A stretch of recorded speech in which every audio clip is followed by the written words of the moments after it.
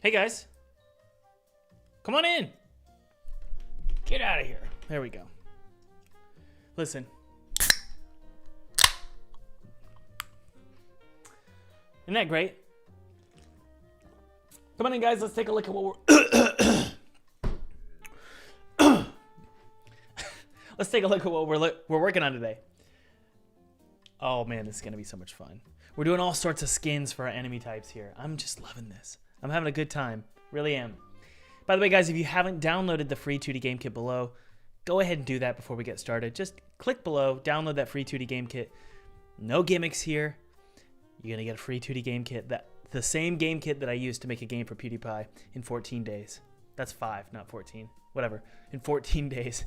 And then I played it with him on his channel. So it's a legit game kit. It's gonna help you out a lot. You can use it for commercial releases, or you can use it for your personal projects. I don't care. It's my treat to you. All right, let's go ahead and get started, guys. So let's hit play here and take a look at what we got done yesterday. Ooh. Let's see here. There she is. So as you can see, got a little bit of a Karen vibe going. So it's great. I mean, honestly, we've got all these different meshes that we can use for our character. So I'm going to go ahead, stop saying that. Every stream, I've watched my streams in the past, and I've realized that I say, and you guys can keep me accountable here. I say, we're going to go ahead and, I say it probably 300 to 400 times a stream. So anyway, Love Bite says, I'm over you, Thomas. All right. Welcome, G. Welcome, KNC. Welcome, Ratchet. Good morning, Debayan. Hair, Rowan. Welcome, everybody. Come on in, guys. All right. Let's see here. So we've got this other one here. I kind of want to see how they all look together. So let's go ahead and start scripting the randomization. You guys want to do that? So I was thinking on the way home from lunch. I went and got lunch with my kid. And, well, my kids and my wife is what I meant. I took them out to lunch. Let's see here. And I was thinking on the way here, back to my office, what do we do here? Do we create a list or a dictionary of all the properties for this enemy type? Remember, we've got meshes and we've got textures.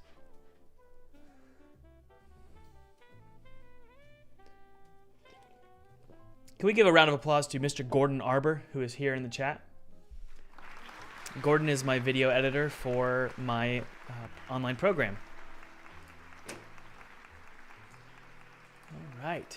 Okay, let's create a new script. This is let's call this enemy random enemy. How about enemy skin? There we go. All right. Thales, while we open this, I'll answer your question. You said, do we have a story? Yes, we do. Generally, the story is a father is rescuing his daughter from a university she got a full ride to. Turns out it's a cult. So that's... There's plenty more, but for now, that's what it is. At least for you guys. I don't want to spoil too much. So for some reason, my script isn't opening up here. Let's take a look. Can you guys hear me okay? I'm trying to get this mic just right. It's kind of a weird spot. I might move it. Let's double click on enemy skin here. Hopefully Visual Studio will open us for us here. Codename Cheese says, hey man, how's life? Good. How are you, Codename Cheese? All right. Okay, so what are we going to use? We're going to use a list or a dictionary. Well, let's look at the Unity's. Let's see here. Let's type in Unity dictionary. Let's take a look what it is. I haven't done this in a while. We've got lists and dictionaries. I don't want to use their tutorial series. I'll be honest, Unity. I'm talking to you, Unity.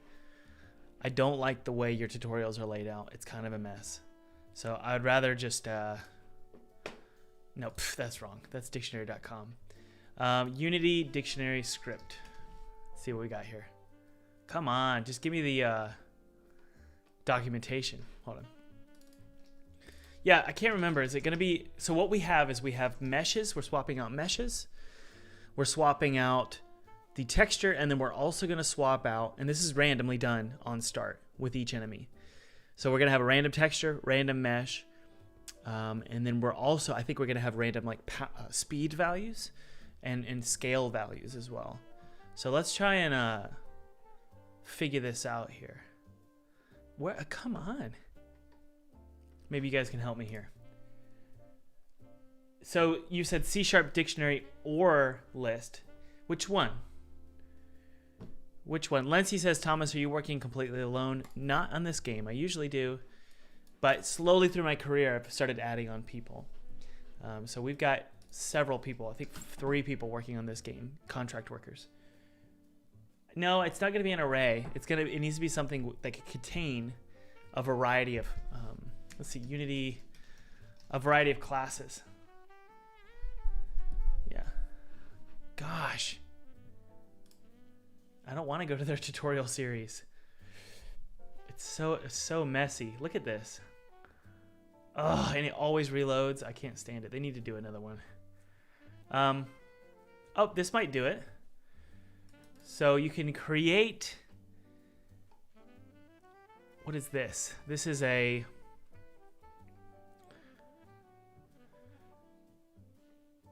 Okay. Well, let's try this here. I don't know what this is. This is a...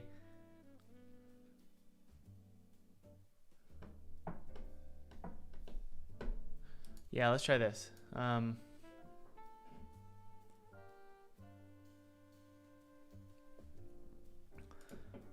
I don't know what that is.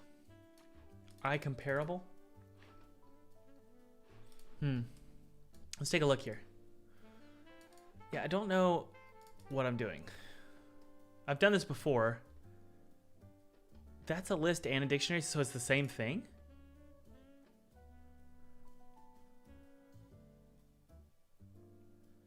Huh.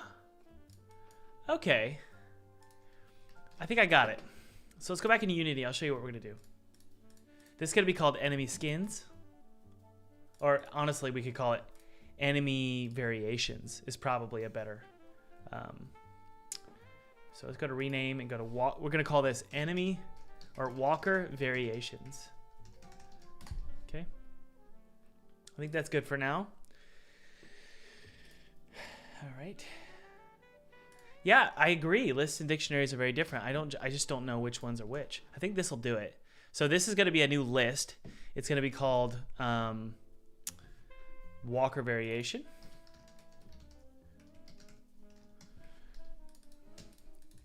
List Walker variations. Let's try this. Walker variations. And it's going to create a new list of Walker variations, I guess. Let's see what they named their script. Some class. Yeah, we're going to see what's going on here. Here you add 3 new bad guys to the list. Okay.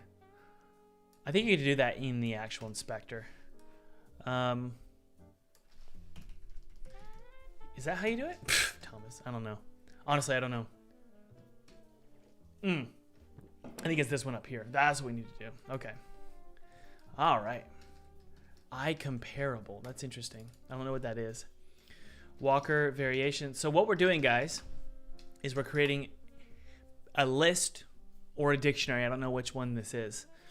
And it's going to contain all of the various variables associated with what an enemy is. A texture, a mesh, the scale, the power values, the speed values.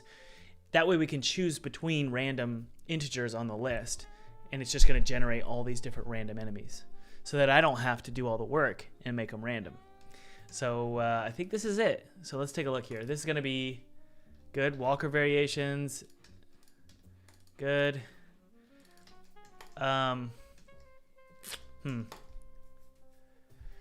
I don't know if that's going to work, but we're going to try it out. Let's go into Unity and see if we get any errors. Yep, we do. Okay. Type namespace bad guy could not be found. Let's take a look here.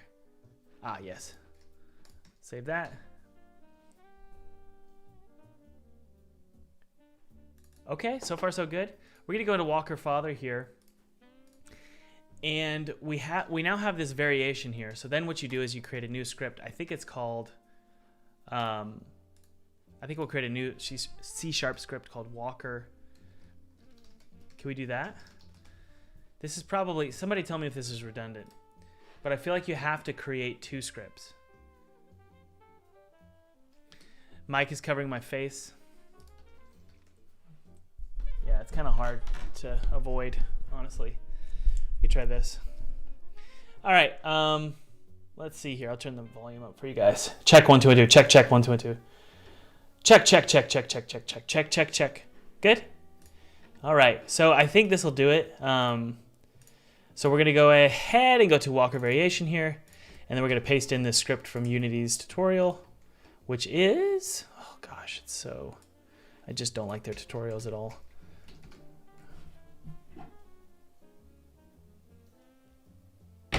All right. This is going to be called Walker variation, right? And it's going to be a Walker variations, I believe. New list, Walker variations. And then you just create the list, I believe. Oh, that's on start. I don't think we want to do that. I think we want to do it right here. Can we do that? So that's what we'll try really quick. Let's take a look. So if we drag this in to the enemy right here, can't add script. The script don't inherit a native class that can manage a script. Interesting. That's that one. What about this one? Good. Okay, there we go. So there's Walker variation. I want to be able to see this though, you know? How do I want to be able to see the list? Interesting. Let's go to lists, Unity, documentation. Just show me the documentation, you know? Okay, let's look it up on their documentation here. Let's type in lists. Yeah, I'm struggling with this, guys. If anybody wants to throw in an idea here, do I need to serialize it? I might need to. I want it serialized. Is that going to do it? Let's take a look.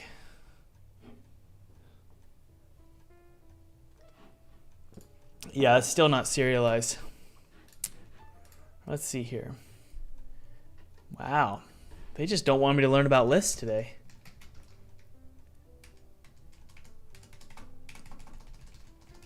Nope.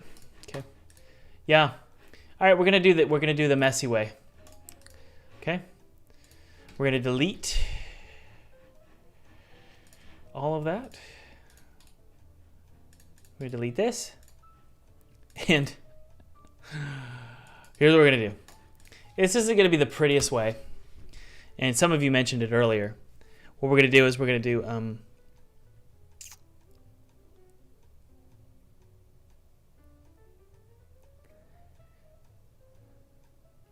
Yep. Okay, serialized field, it's going to be a mesh. It's going to be an array of meshes. Yep, going to be an array of meshes. It's going to be called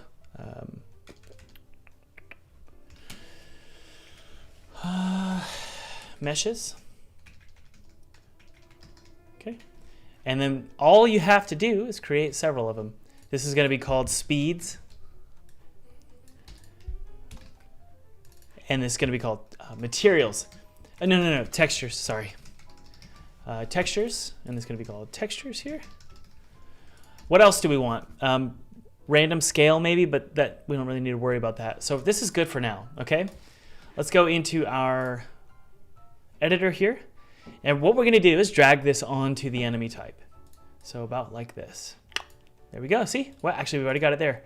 So now we can have 3 of these. So this, and as long as they're matched up properly, So element 0 is going to be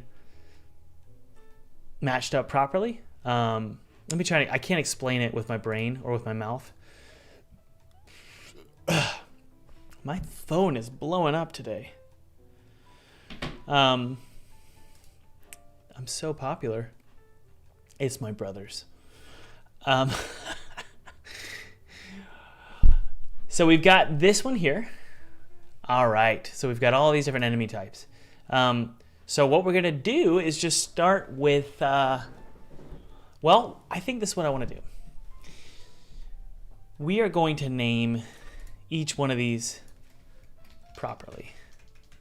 So enemy, this is enemy 1. Well, yeah, I want to name these properly. So we start with default. Then there's one more. Oh, I see. Here's what we're going to do. Let's go into Unity here. And just have sort of a what would you call it? Something to reference here. You'd say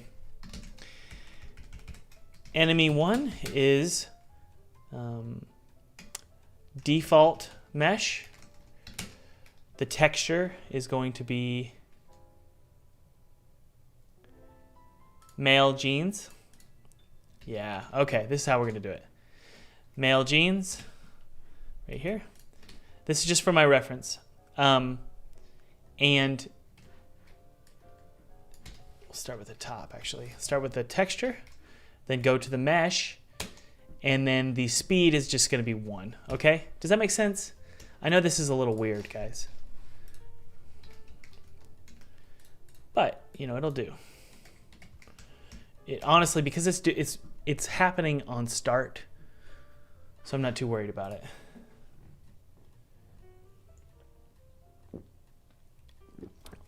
Hey, thanks, Dr. Coder.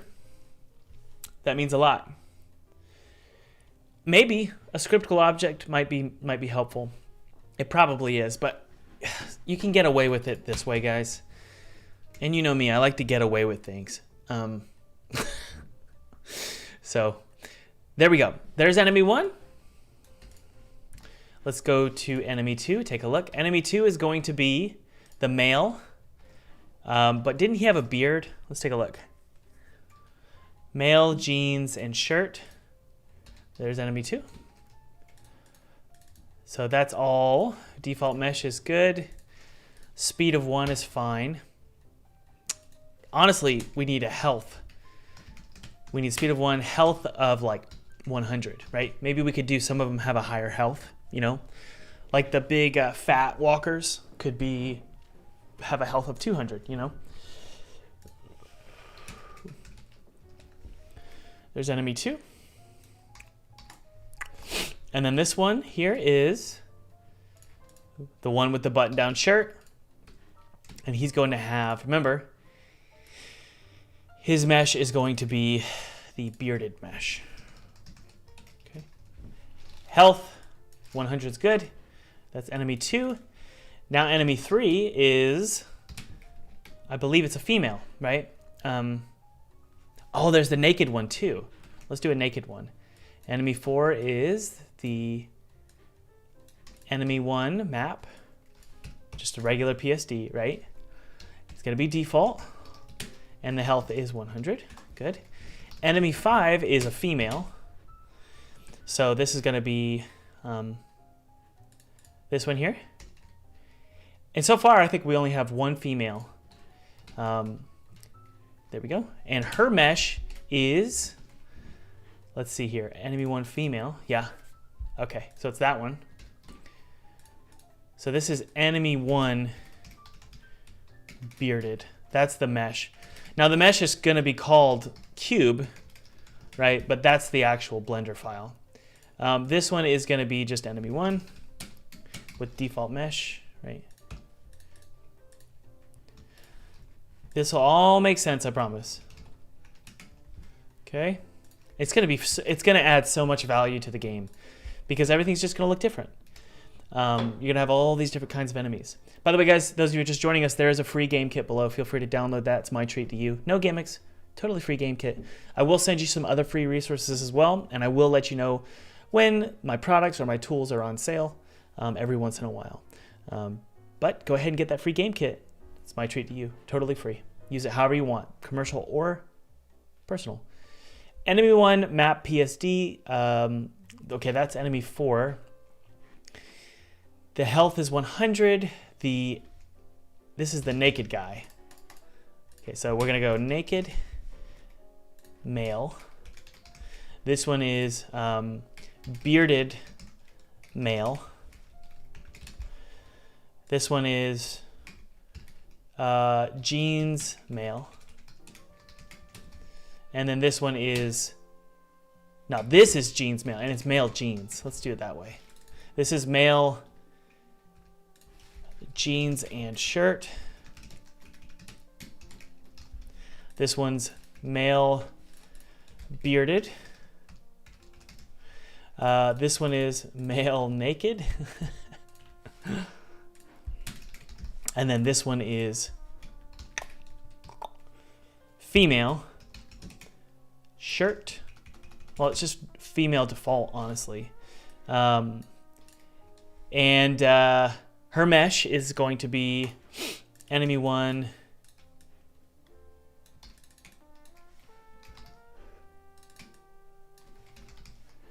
Yeah. Enemy 1, and this is, I believe we called it female. Let's take a look. Yeah. Okay. And that's the cube. Her health is the same, 100. And then this one is enemy 5. Wait, wrong one. Let's copy that here. So this is actually just going to be enemy 1, cube. Okay. So that looks good. Her health is 100. And then we're going to do the larger enemies, okay? So this is going to be enemy 6, female large. And we can use whatever map we want, which is really cool, you know? And what we could probably do is randomize whether they're large or not. We could probably do that without me specifying it. This health is actually going to be 200. Okay, so automatically we've got a new enemy type right off the bat, which is just a bigger enemy that is harder to kill. That's about it. All right. There's our enemy types. I'm going to drag this over to my other monitor so I can see it and reference it. We go into our walker, and we're going to go ahead and just drag all of these variables into our new variation. So let's start with enemy 1, okay? Honestly, it should be called enemy 0 for my clarity and sanity, okay? Okay, so there's all of our meshes. There's all of our speeds. The speeds should be a mesh that should be an integer. Good. And it's important for me to flip them in the right direction. So we're going to start with textures, go to meshes, and then speeds. Watch them flip here. Textures, meshes, speeds. Good. All right, let's start with the textures. Enemy 1, male jeans, PSD. Okay, so this right here, boop. Then it's enemy 1 cube. So right here, we're going to drag the cube into the mesh. Look at this. The speed is going to be set to, this is really a multiplier. We should probably call it speed multiplier. Let's do that. Speeds multiplier. I'm typing this on my other monitor. And then, hey, let's create one more value set here. This one's going to be health. Max health. Here we go. And anytime I use an array, it's actually plural. So max healths. Speeds multiplier. That should really be speed multipliers. Save that out there. There we go. Ignited CMS says, I'm getting a drink. Be right back. Okay. Daniel, I wouldn't call this a master class. I would call this a layman's class. And I appreciate that though, I really do. The reason I say that is because, well, I'm doing layman stuff here. This is like not the most complicated stuff. And there's obviously better ways of doing this. So we're going to start from the top though here, guys. Back down, the speed multiplier is just going to be 1. This is for enemy 0. This is just a default enemy. The health for enemy 0 is, well, just a max of 100, okay? And so far we've got 6 enemy types. This is so cool. This is going to save me so much hard work of creating a ton of enemy types, when in reality, and I think they probably did this with Left 4 Dead. They just had random enemies with different skins and meshes and textures and speed variations. All right? The speed multipliers for, believe it or not, with the large female is actually going to be pretty slow, so 0.5.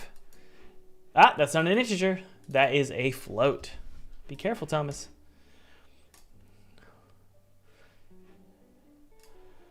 Robert Salazar, thank you so much for the donation. You had health 100 twice on enemy 4, and also female large was called frame large. Really? Oh yeah, I don't know why I would use the word frame. Okay, great. So we're starting with enemy 0, and we're going to try and do this as fast as we can, okay? So the speed multiplier is 1. That's 100. Good. Let's go to the next texture style. The next texture style is male with jeans and a shirt, okay? So just drag that in. Honestly, it'll probably be easier just to do the textures really quick. The second one is, element 2 is male jeans, button-down shirt, beard. There it is. Drag that in. The next one is going to be naked, male naked. The fourth one is female with jeans. And same thing for the fifth one, it's just she's larger, okay? Once we get all these set up, it's going to be, I think it's going to be really easy just to fire a quick function on start and just have them change randomly. Okay, good news here. All of these are the same one. Except for the bearded one. We're going to go to the beard now. Drag in the cube mesh for the beard. I never renamed the mesh, so that's why it's called cube. The naked one is this one. And then now we're going to go to the female, okay? Right here. Boop, boop. Wow, that's actually a lot easier than I thought it would be.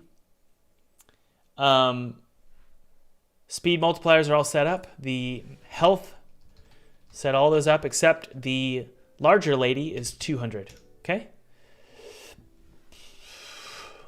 Oh, that's not right. This should be 0.5. So she moves slower, but she's harder to kill, okay? All right, there's our Walker variation. Now what we're gonna go ahead and do is go on start. We can all have it in one script here. Private void start. We're gonna fire the setup random skins. Or let's just do setup variations. Okay. Now, what do we need? We need an integer, okay? Integer, and it's private, okay? What is this integer? Well, variation number, or variation ID. Okay. That's it. Set up varsions. Variations. How do you spell that? Hey, Kindred, welcome.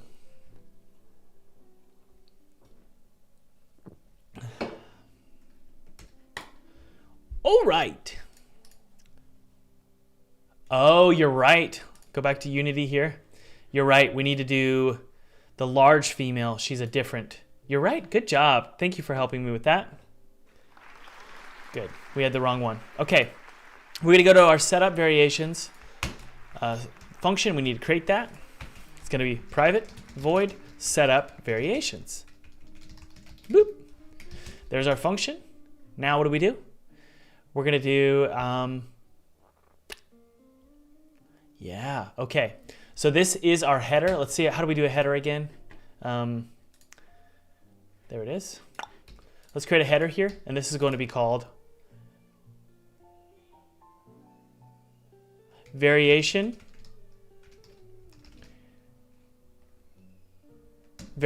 yep. Create a new header. This is going to be called, my kid is screaming right now. Wow.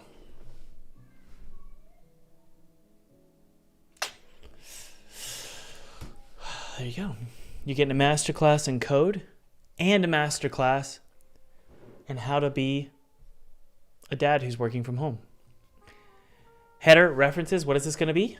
Well, we're actually going to reference the texture that we're going to be swapping out.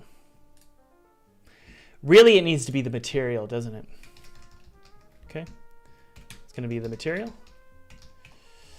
I would rather call it texture material just for clarity.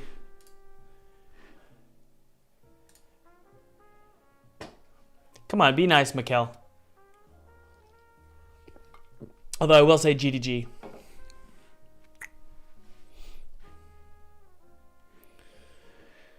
Okay. There's our texture material. Then we're just going to go down the line here. This is going to be the, I believe, the enemy. It's going to be called enemy. Okay. We can't import it for some reason. Oh, crap. Okay. So what we need to do, when you go back to Unity, we actually need to drag this into the proper folder. This script here, the Walker variations, we need to drag that into the folder where all of these other scripts are, like the enemy script. It really needs to be, whoa, it's taking forever. Hold on. Let's just find it really quick. Goodness, everything's collapsed. Okay, there it is. So the scripts that we're trying to reference, that enemy script here, is actually right here in this folder. So we need to actually move it. So let's just move it right up here. Boop, there we go. Now we can reference it. There we go.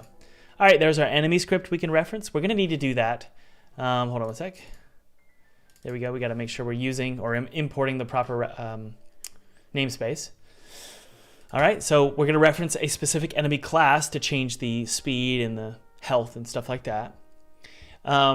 The meshes, we need to have a reference for the, I think the mesh renderer or the skinned mesh renderer.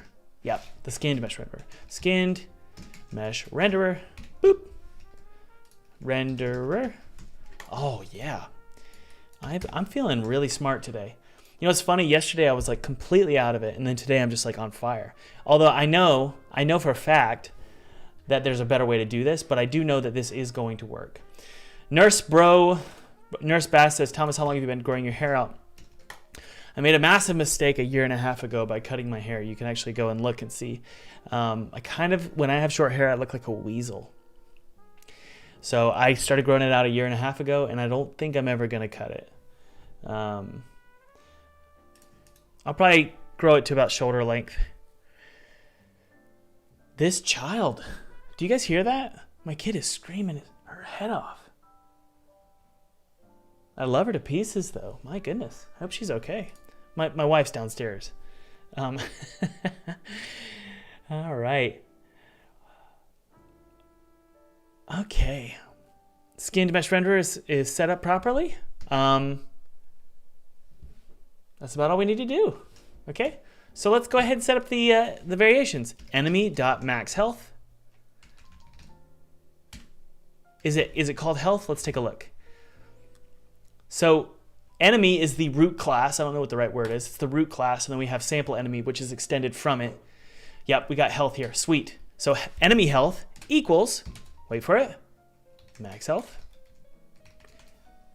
And then wait for it, you're going to do a random number here. So we need to go to integer. Whoa. This is incorrect. Well, actually, what you'll do is you'll say, by default, this is -1, okay? And you'll say, if variation ID equals -1, because I might want to specify specifically what it is and not have a random. Like, what if you open a door and there's just a bunch of massive, like scary, naked enemies just in a closet? Well, I might want to do that. That's a wonderful visual. I might want to do that by setting up the variation ID manually. But by default, it is -1, and it does need to be serialized. So if it is currently -1, then we're going to say, okay, variation ID is going to be equal to random. Let me pull this up for you guys. Random.range 0, and then you're going to find, let's just do the textures dot length. Okay, does that make sense, guys? Let me know in the chat if that doesn't make sense.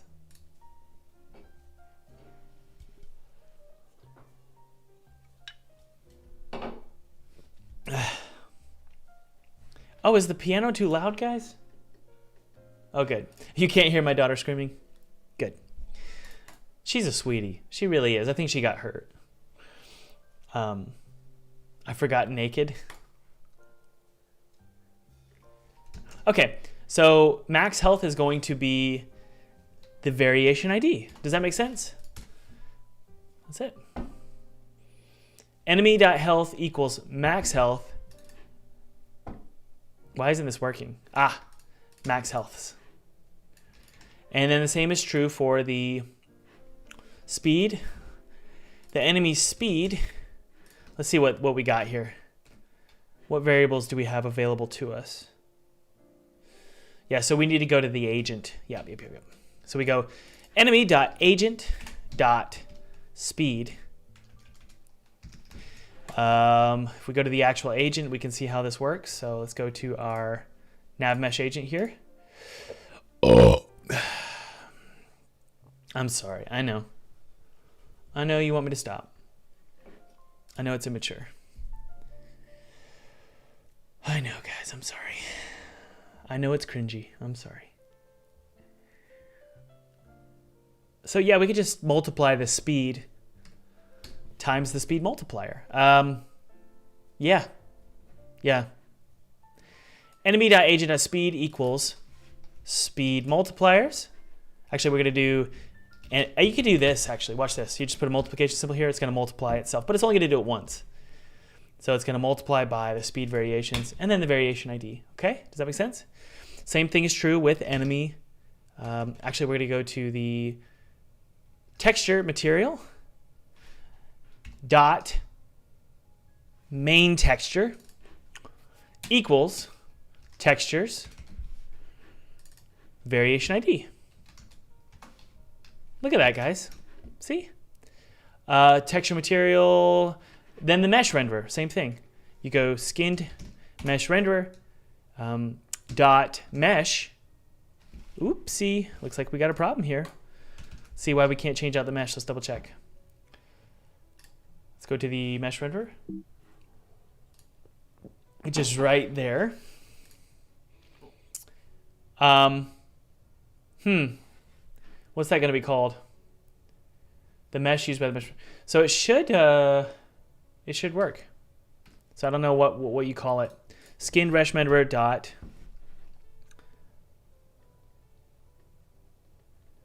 What do we got here?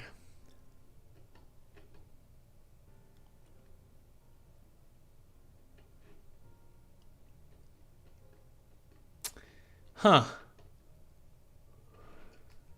Let's take a look. How do we change the mesh at runtime? Change mesh at runtime. Unity. It needs to be the mesh filter. Huh. Really?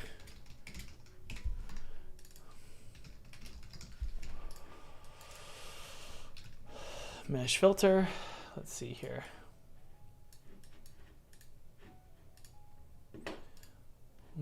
So I think we need to change out the mesh filter.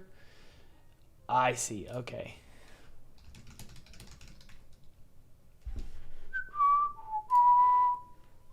Let's see here. Change out the mesh filter. And what we'll do, okay, so change out the mesh filter. Mesh filter dot mesh equals meshes variation ID. Okay, seriously, that's all we got to do. Now we need to go back into Unity and let's see here. Go back into Unity.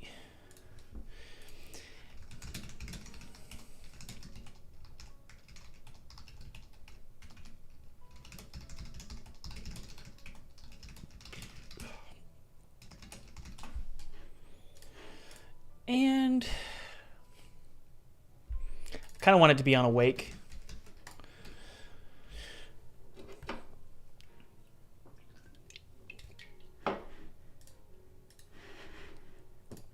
Sorry guys, one sec here.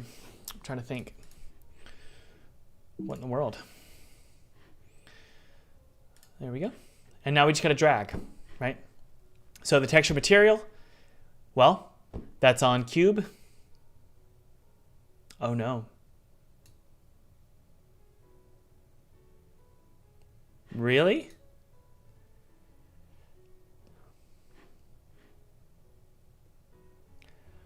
Oh, I see.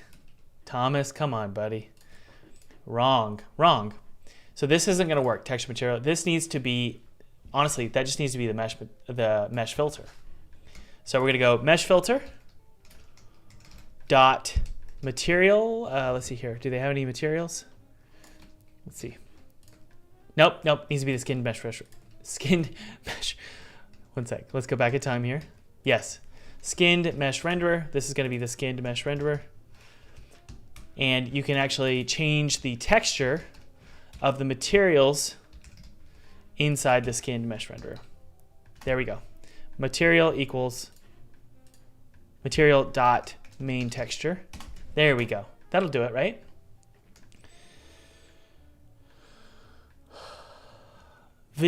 I shouldn't say that. One of you with this, well, sorry, that might be your name. Vijay says, are elder people here too? Or are only teens watching, Thomas? I do know that the majority of my audience is between 18 to 35. I think that's the number. Okay, we got a problem here. New line in constant. What? What does that mean? Ah, there we go.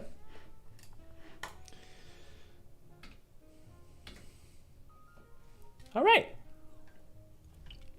Let's get it working, guys. You ready? Let's go back to our, there it is. So this is our script we're working on. And you know, it seems really complicated. It seems like a mess, and it probably is a mess, but the thing is, it's only gonna fire on start. So I'm not worried about that. Once the level starts, everything's set up. None of this script is gonna actually run. Okay? Bring our skin mesh renderer here. Bring our enemy right here, boop, and then also our mesh filter. Ah! Okay, there's no mesh filter on a skinned mesh renderer. Crap. Okay, let's figure this out. Change mesh on skinned mesh renderer, Unity. Replacing a mesh in a skinned mesh renderer. Oh my.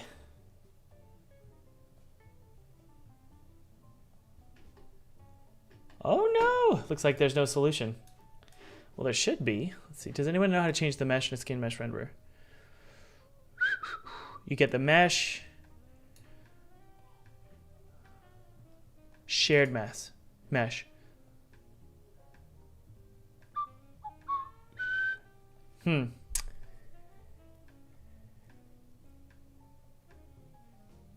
I guess that's what it needs to be, this right here. And then shared mesh. Okay. Well, that makes it easier, doesn't it? I guess we don't need the mesh filter. All right. Let's try that out. All right, go to the walker here, drag down here. So these are the only 2 references we need. So in theory, guys, if I hit play, she's gonna swap out. Okay, let's go for it. Yep. Where you going, buddy? Hey. Awesome. Good. You guys want to try it again? Let's go.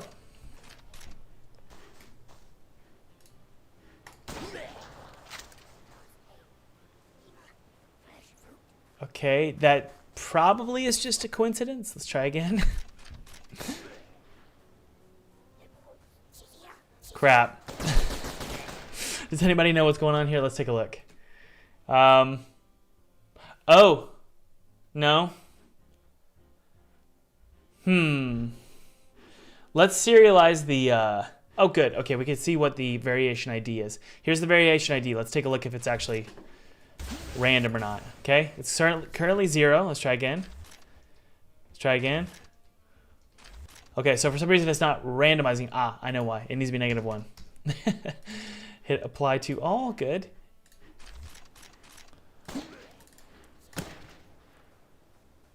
Crap. Oh, good. All right, he's wearing a shirt now. Let's try again.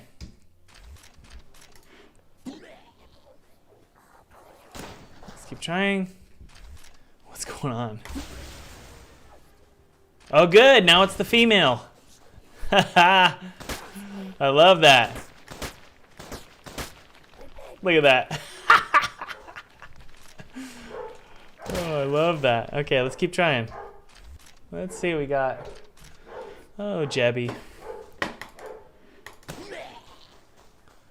Okay, good. Let's keep going. You guys are going to see the value of this in just a sec. All right, we've got a naked one. Let's keep trying. Okay, so that works great. Let's turn on all of them now, and you guys will see the value of why we're doing this. Wait. Oh, no. It's a shared mesh, so... Oh, no, we're good. We're good. Okay, there's a naked. There's a woman. There's a naked. There's a naked. There's another woman. There's a guy with a shirt. Yes. Look at that. So they need hair. They definitely need hair.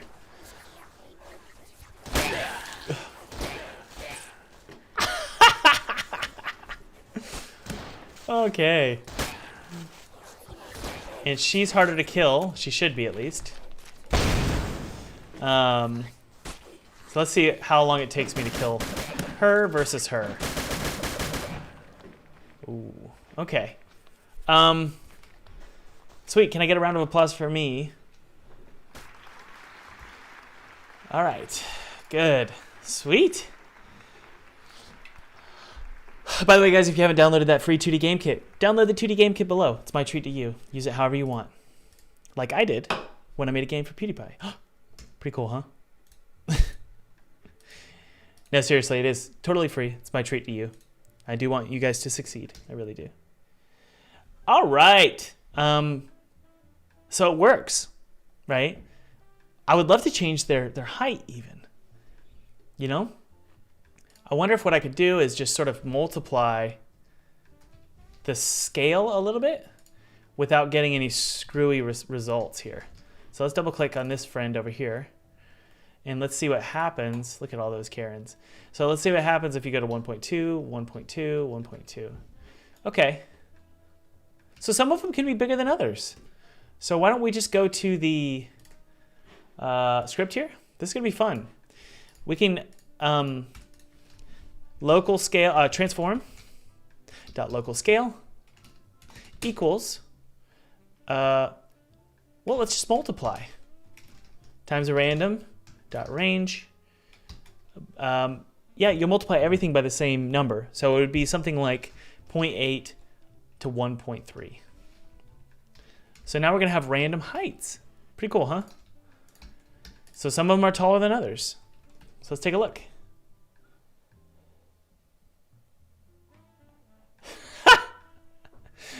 Make some of them look like wide Putin. All right. My face is hiding the script. I'm sorry. All right, guys. So some of them are taller than others. Look, little shorties.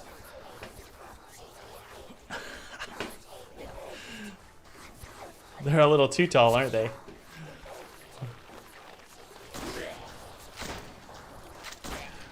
They're so fun to kill.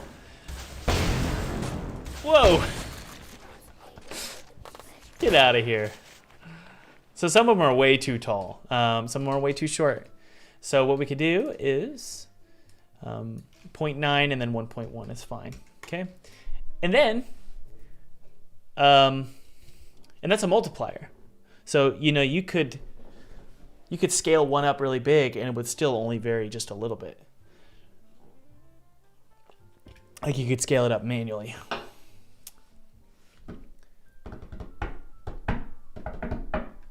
I am having a good day today, guys. I hope you're doing well today. I woke up in a funk. I gotta be honest with you all. I woke up in a funk this morning. I got to the gym and I didn't want to do anything. So I kind of half ate it. So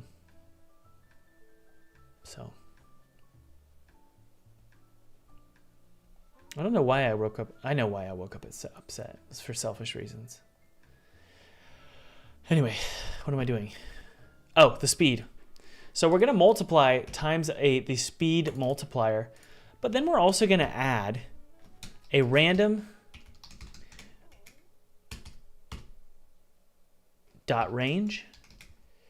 And this is just going to be a very subtle speed multiplier. Very subtle. We could probably do 1.5, 1.3, and that's going to be 0.8. Okay? Just a very subtle speed multiplier.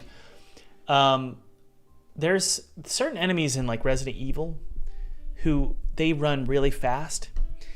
Maybe I'm wrong about Resident Evil.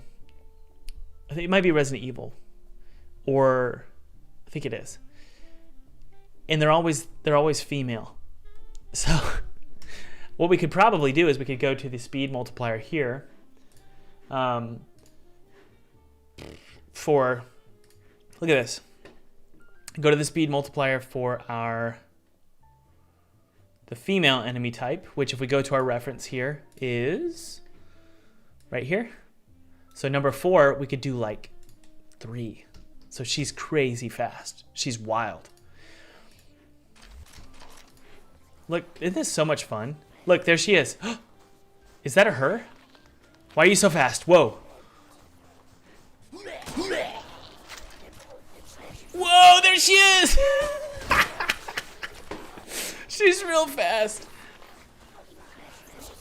Whoa. All right, that speed multiplier. I think I know what I'm doing wrong here. Oh, man. Way to go, Thomas. I think what I need to do is this. First, you multiply it, and then... That was really fun. I'm having a good time today. And then you just add. Just a little bit. Well, no. Thomas, what are we doing here? We could do it this way. We could do negative 0.1 and then 0.1. Just a very subtle variation. You could probably get away with doing 2, to be completely honest. So we're just pulling it back by 2 or increasing it by 2, but not a lot. This is just to give it a little bit of variation. And then finally, why don't we just go ahead and change the pitch. Do I want to do the pitch or do I want to do the audio? I think I want to change out the actual clips. Yeah. I think I want to change out the actual clips. So we'll do like a female scream and then a female attack sound. But we could lower the pitch for some of the enemies. I think we should. Let's do it really quick, okay?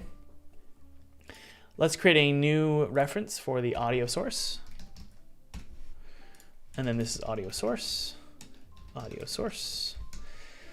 And then we're going to do one right here, and this is going to be a float, and this is going to be pitch.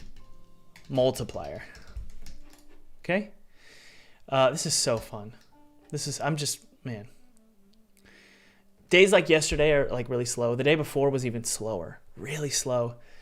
And how many of you currently are working on a game? You probably know this feeling where it's like one day you just have a blast. It's like it's funner than playing games. And then another day it feels like work. And then other days it feels like just a really terrible toxic relationship.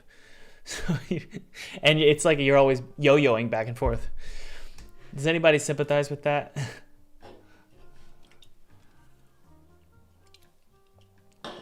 Rowan, you sympathize with that? Okay, we're gonna go to the audio. Well, this isn't gonna work actually. Son of a bee. Hold on. Because I'm not sure there is an audio source associated with the actual enemies. There is currently no 3D game kit, Samarth. But if you're interested in getting other resources from me, this is great. I'm gonna pitch it to you. I'm gonna do my best to not sound salesy because I genuinely believe it's a great thing. There's a webinar below that's gonna show you how to take a demo and turn it into 6 figures, which is what I've done multiple times. So you can check that out. There's also, and this is just resources that you can download. If you do download the game kit, you're also going to get an email from me in about 2 days. And that email is going to be a 2.5D Pong game kit if you want to make a 2.5D version of Pong. So there's a lot of resources you'll get, and I'll send you more. Seriously, I'll send you guys free resources throughout the year if you sign up below. It's just sort of my resource drop. I'll just drop it to you in your inbox. Obviously, I'm going to give you a few pitches. Like I'll say, hey, here's the course for this discount. If you want it, you can have it. If you don't want it, you don't have to have it. But yeah, you're just going to get a ton of free resources in your inbox. Not all at once. It'll happen every. It's like a drip. Okay, so let's take a look at the actual how the audio is being handled for our enemies. It's a little messy. So yeah, here's what we're gonna do. We're gonna go to sample enemy here, and we're gonna have a pitch multiplier.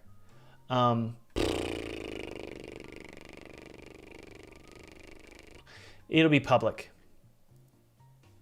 and it's gonna be in the root enemy. Okay, just go with me for just a sec. The root enemy class is going to have, here it is, serialized field. Actually, it's just gonna be public because we need to access it. Public, and it's gonna be called float. It's gonna be float, pitch, random pitch variation. But do we want to expose in the inspector? No, we don't. So we're gonna do, can we do hide in inspector? Is that it? Yep, boom, Thomas wins. I think, yeah.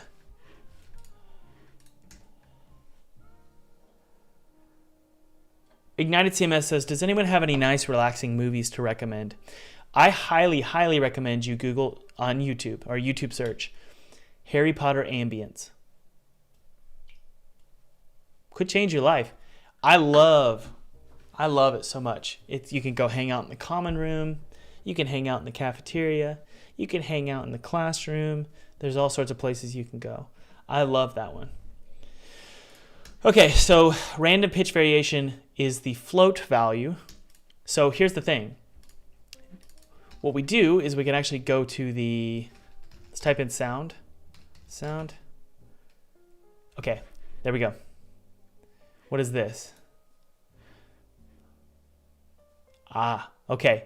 So we need to go to the SFX manager and create a new, what do we do here?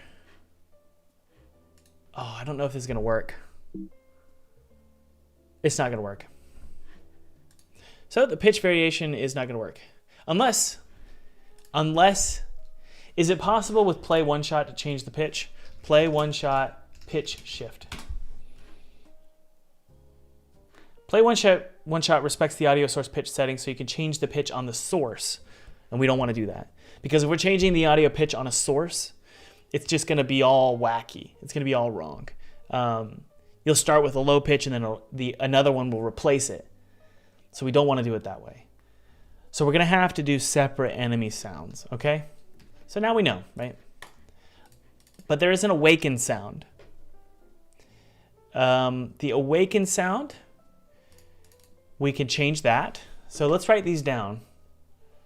Yeah. So this is going to be called, yeah, we can do it right here. Look, serialized field, audio source, or not audio source, audio clip. And this is going to be the awaken sounds.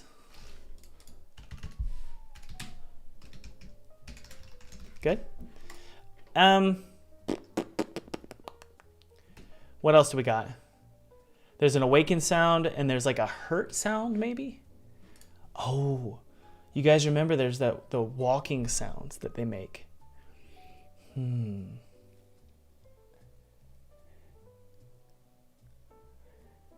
Like what I mean is as they walk, every like 3 steps they'll make a new sound, like a grunt sound or something.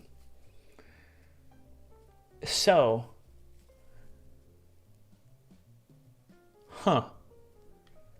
sorry, I'm thinking here.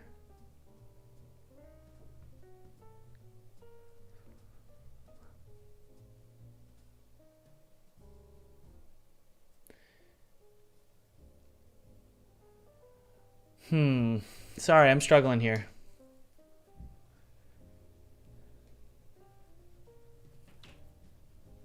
Let's just start with the awaken sound, okay, guys? We're going to start with the awaken sound. So all we do is go to enemy, awake sound, but it's not public. So make this public. This isn't a sound, this is an audio clip. Oh, I see. Crap. Okay, it's too complicated. We're not going to worry about it right now. I need to do some work on the scripts here. There's a bug that I don't want to work out in front of you guys, to be completely honest, because it's a lot. So I could do it honestly. Let's look here.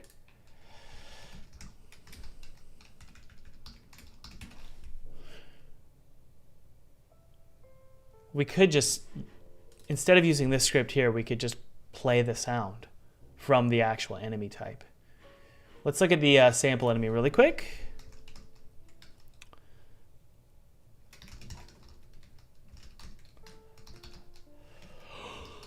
Okay, so it looks like all the sounds are being played from this actual enemy script here, but the sound is being sent to the SFX manager and playing through that. I don't really like doing it that way, to be completely honest. So that's not really my style. I might change it out here. Let's take a look here. So there's an awaken sound, and then there's also the animator functions here. What this does is it plays a sound effect here for footsteps. So yeah. Let's see here. Sorry, one sec, guys. Let me take a look. Trying to think how I want to do this. So there's a lot of those. Maybe we'll just do some hair.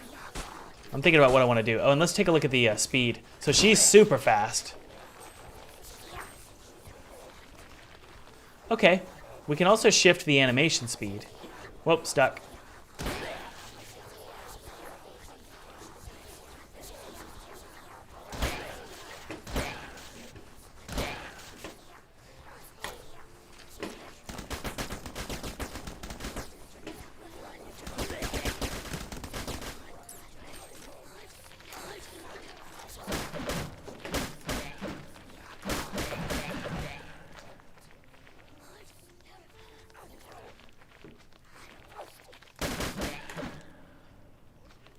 Okay.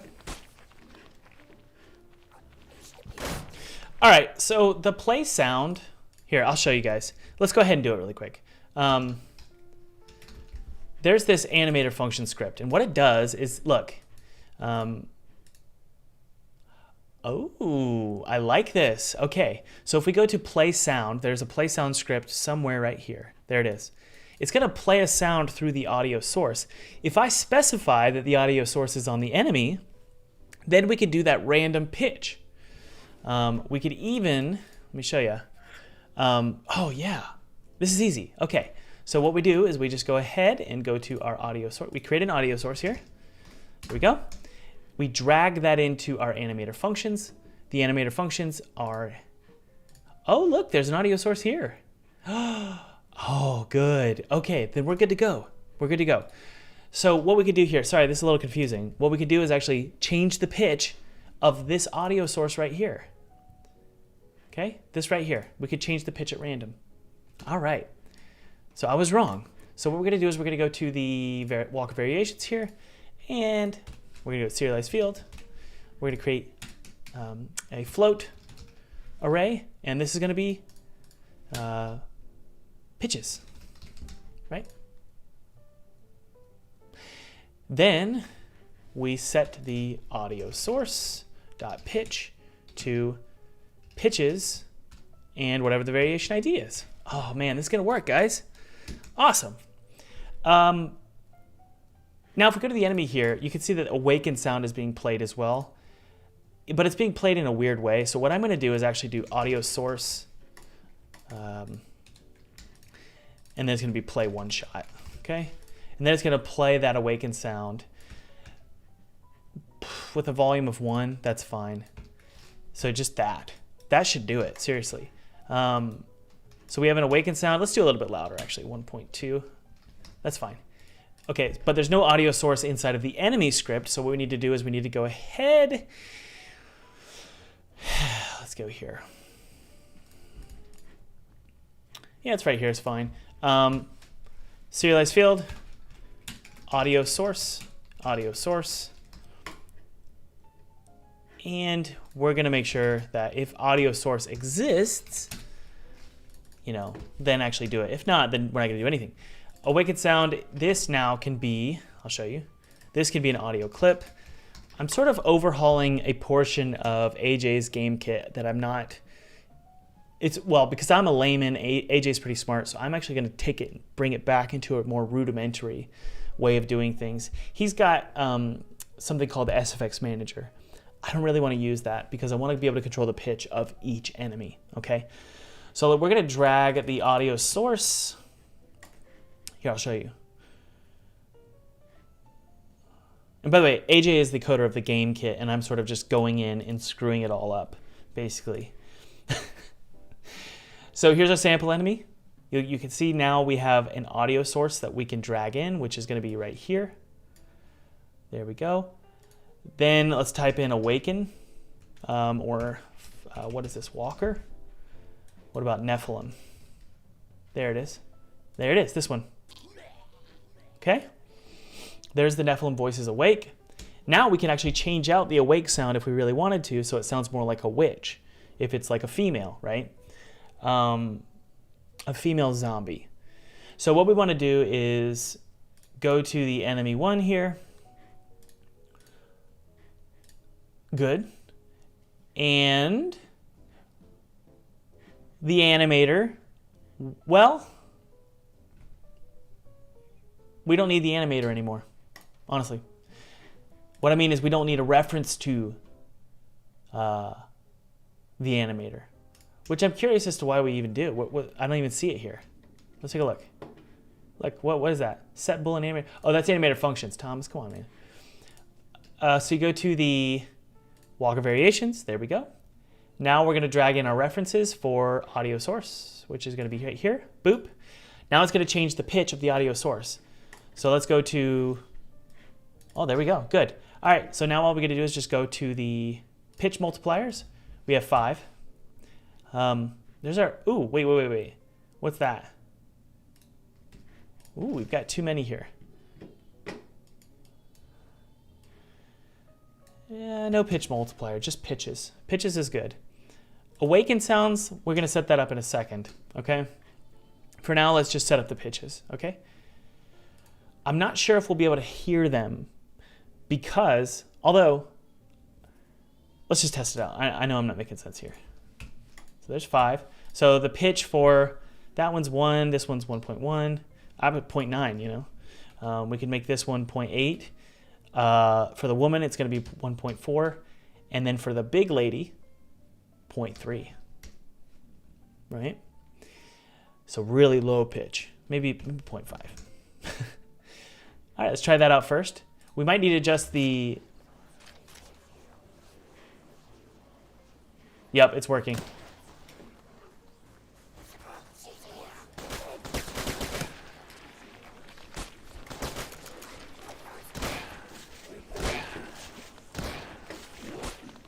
Ooh, yeah, see? Do you guys hear that? There she is. Okay, so I want to kill these people first. Oh. Why is she so low? A little too fast. Let's see if she's low pitched. Oh, I just killed her on accident. Okay. Well, it works. I can tell it works. Sweet. Okay. Not bad, right? Awaken sound. So I think what I want to do is go to freesound.org. We're going to risk this. Sometimes you get some weird sound effects. I'll put it that way. When you type in things like what I'm about to type. But we're going to try it out.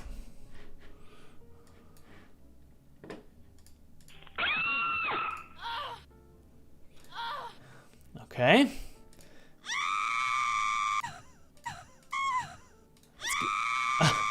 I like that one.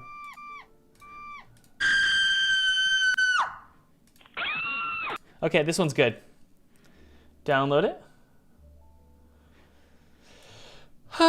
We'll put it in our downloads folder for now.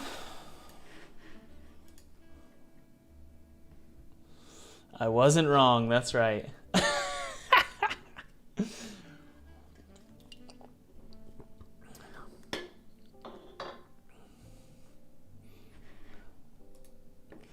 You talking about Sam Harris? Why are we talking about Sam Harris? I actually have a lot of respect for Sam Harris. I disagree with a lot of what he says, but he's the kind of intellectual I'm like, you go, like totally down. You know, I disagree with him because I believe a lot of the opposite of what he believes. But he does it in such a way, he argues in such a way where I'm like, you're being honest, and I appreciate that.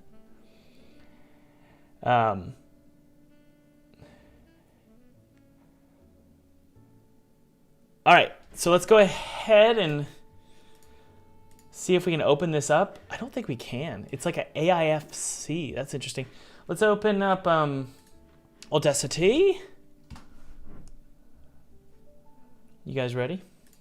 Do I play Night of the Consumers? What's Night of the Consumers? I've never even heard of that. So what I'm gonna do is just cut this. And let's see if we can have it come out of the right spot here. This might be loud, guys. Get ready.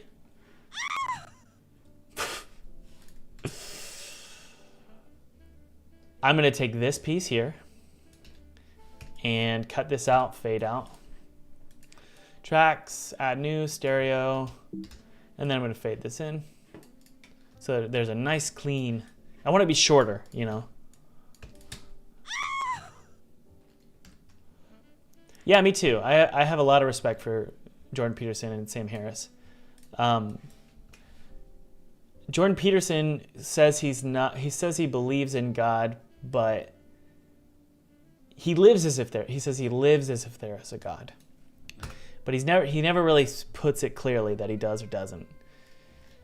I can at least respect why he's doing that. His point is that who dares, say that they believe in God? Because if you say you believe in God, you better live like it. Because if you truly do believe in God, you're gonna live in a good, what's the word, holy, like a set. You're gonna be different, and most people aren't.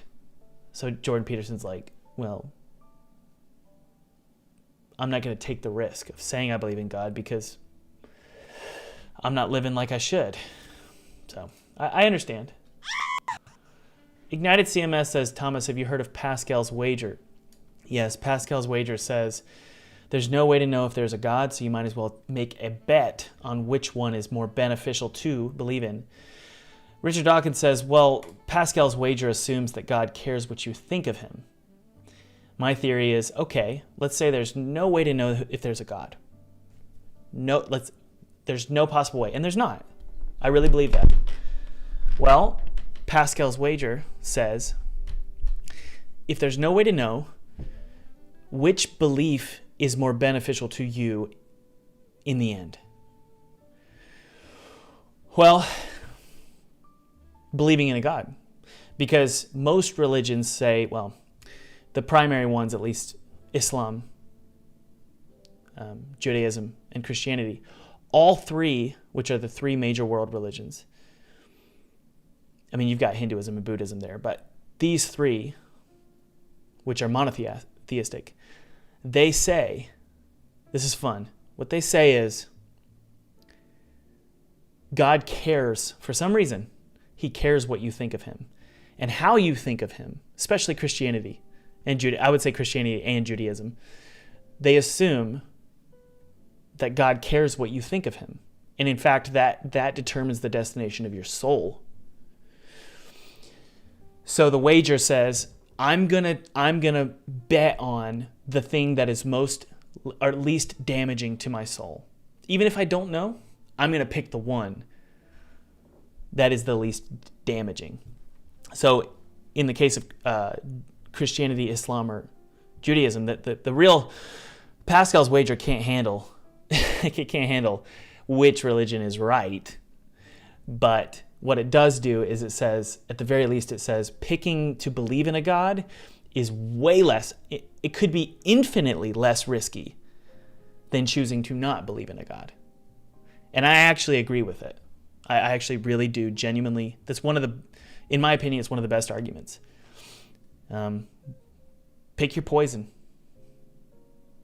And I would pick the one that's less lethal, less likely to be lethal. Okay, let's drop this down. Mix and render. And let's see if we can mix it with like a sound of a witch. Does that make sense what I said, guys? It's like philosophy. It's not me being preachy. It's more of like a philosophical discussion. All right.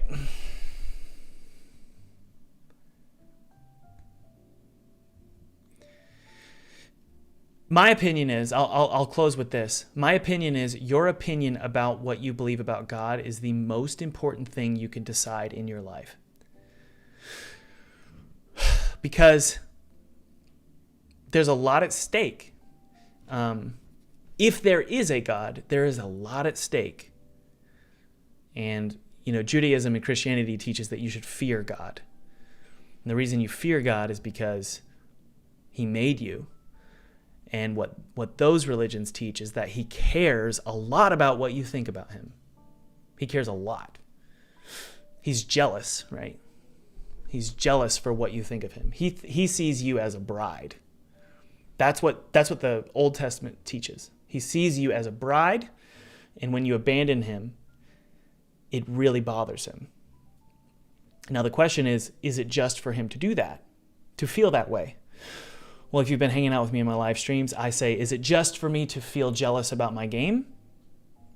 Yes, because it's mine. So the same is true. And you can actually, if you read the book of Jonah, you'll see God has a clever way of addressing this. Jonah gets very frustrated because God kills a plant, and that plant was generating shade for Jonah because Jonah was really hot in the desert near Nineveh. The plant withers and dies because God kills the plant. And Jonah gets really pissed off. And he says, why would you do this? I enjoyed my plant. It's kind of a silly story in a weird way. And God goes, so if you're allowed to be pissed about the plant, I'm allowed to be pissed about my world, or vice versa. So the same sort of logic is true in Job if you read Job. So my point is that God is allowed, I believe he is, if there is a God, he is fully justified in being jealous for his creation. So my point is you should be taking it seriously. If you're like 50, 60% believe in God, your search for who he is should be top priority.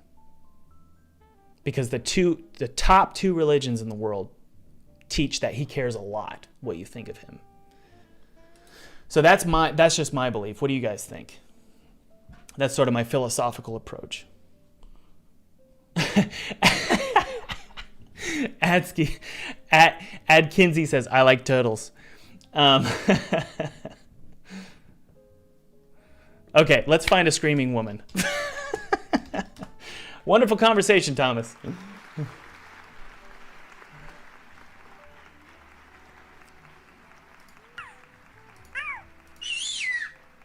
Oh, that's going to be great. Add that in there. Ooh.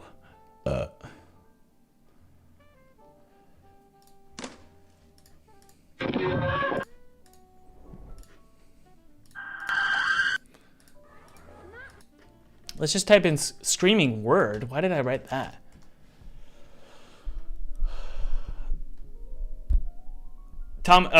Linked said, Thomas, which book of the Bible mentions aliens? Ezekiel. Ezekiel's full of it. By the way, the Bible tells us that Satan is the ruler of the kingdom of the air. That's just a really fun question, which is I guess we could say this. What the hell does that mean?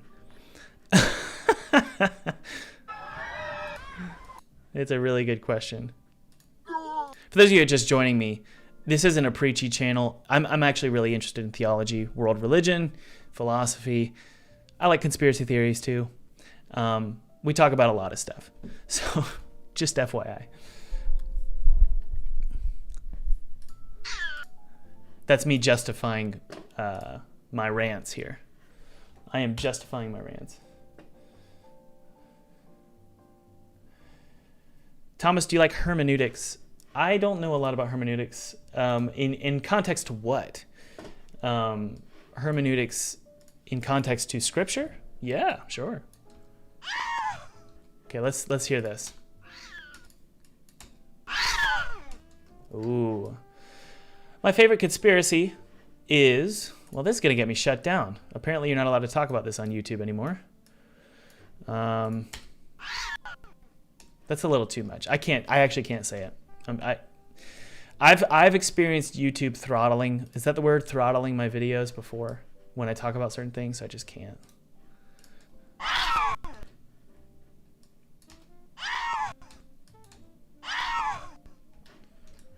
Mix and render. There we go. What Ignited CMS said. That's the one. Yes. Eric Young, Thomas Brush, I'm finishing my first year of indie game dev and only made $5,000 on Steam. Do you think this is decent for your first game? Yeah, good job. Seriously, it's not going to be that way forever. You'll figure it out. I would highly recommend you learn some marketing tactics because lifetime, over the course of 3 to 4 years, a decent game should make $200,000 to $300,000. Okay, why? Because Steam's going to cut off 30% from the top. You're going to be left with 70% if you self-publish. And so you need to cut that into thirds to live on, okay? For like 3 years. So.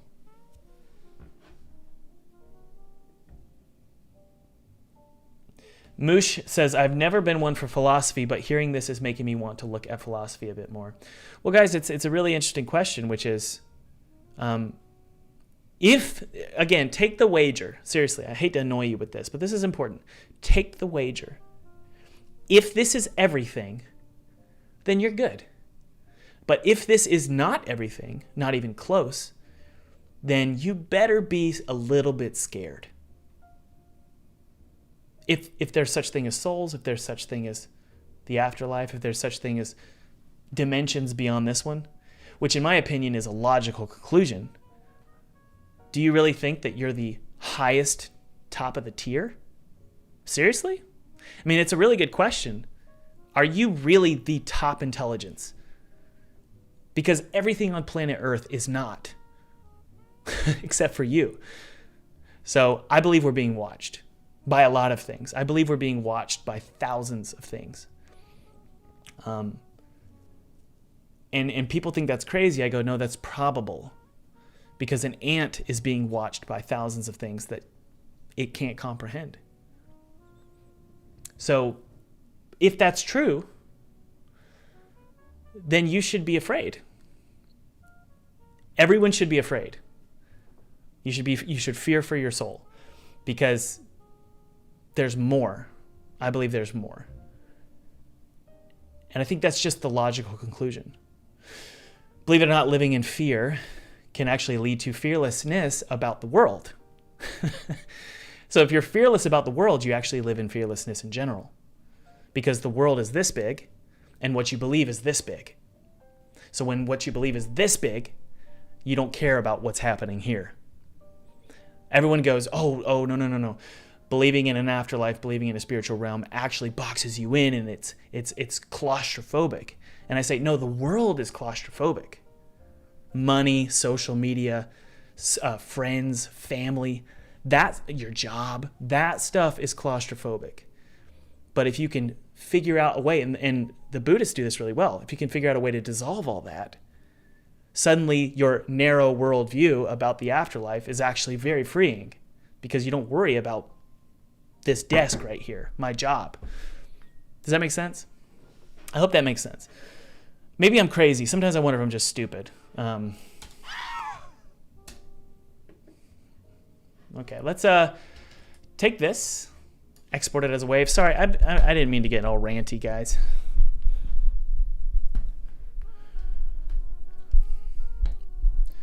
All right.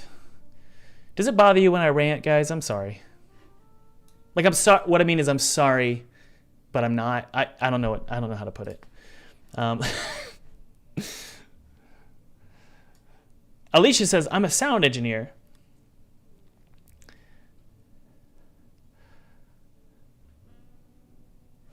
All right. That's awesome. Oh, I love this song.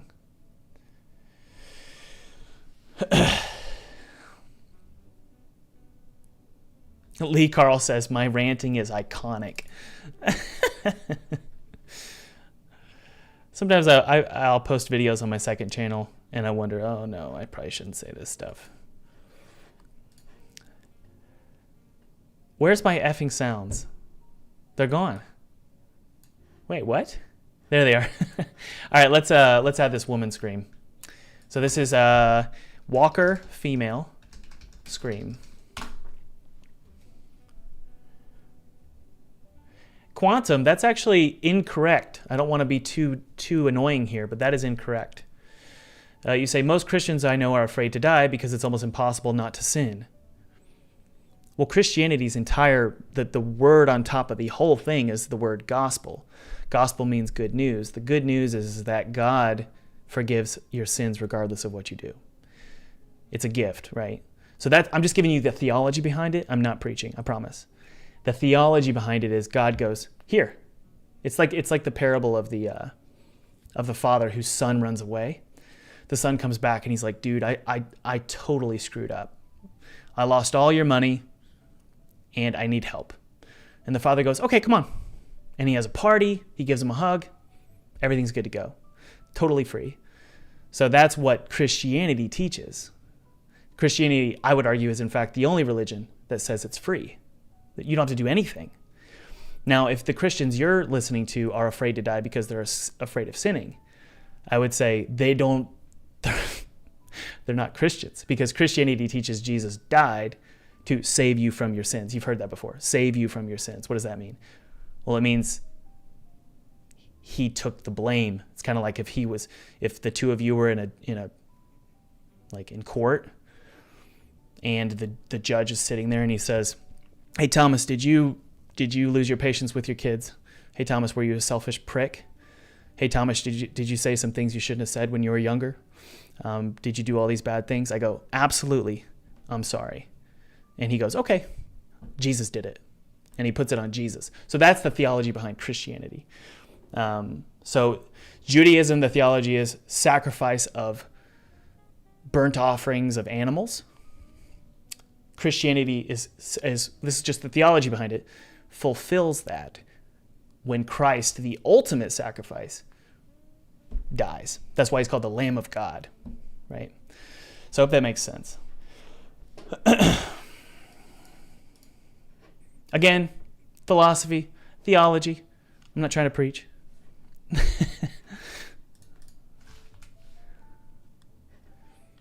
That's why I believe that Christianity has been so alluring for thousands of years.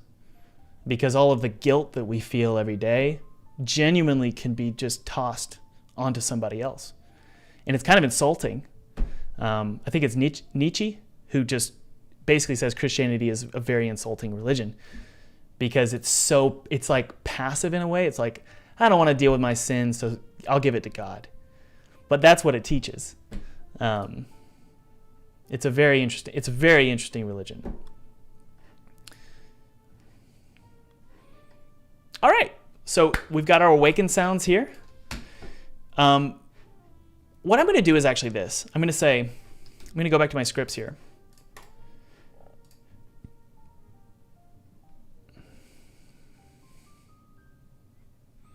I don't know if Nietzsche's a fatalist. All right, so let's go to the, we're going to go enemy.awake sound equals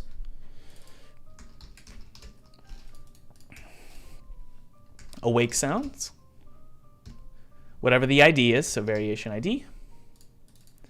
Okay. We can't access enemy's awake sound. Let's take a look here. Because it's not public. There we go.